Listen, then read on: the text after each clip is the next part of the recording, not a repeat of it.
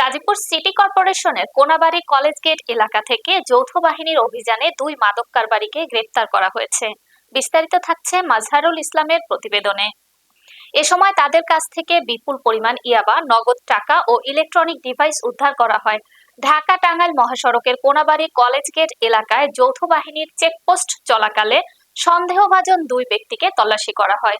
এ সময় তাদের কাছ থেকে 420 পিস ইয়াবা, মাদক বিক্রির নগদ 1,57,950 টাকা, 6টি মোবাইল ফোন ও 2টি ট্যাব উদ্ধার করা হয়।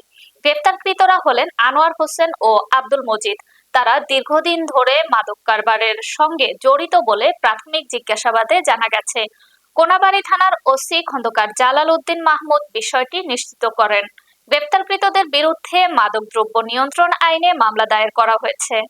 20 পিস ইয়াবা, এদের ইয়াবা বিক্রির নগদ 1,57,950 টাকা, 6টি মোবাইল যেটা এই মাদক বিক্রির কাজে ব্যবহৃত হয় সেটি, এবং 2টি ট্যাব উদ্ধার করি। তো আমরা আসামিদেরকে থানায় নিয়ে আসছি এবং মামলা রুজু করা হয়। কোনাবাড়ী থানা মামলা নাম্বার 2, তারিখ 2/1/2026, এবং আসামিদেরকে আমরা এখন কোর্টে সোপর্দ করব।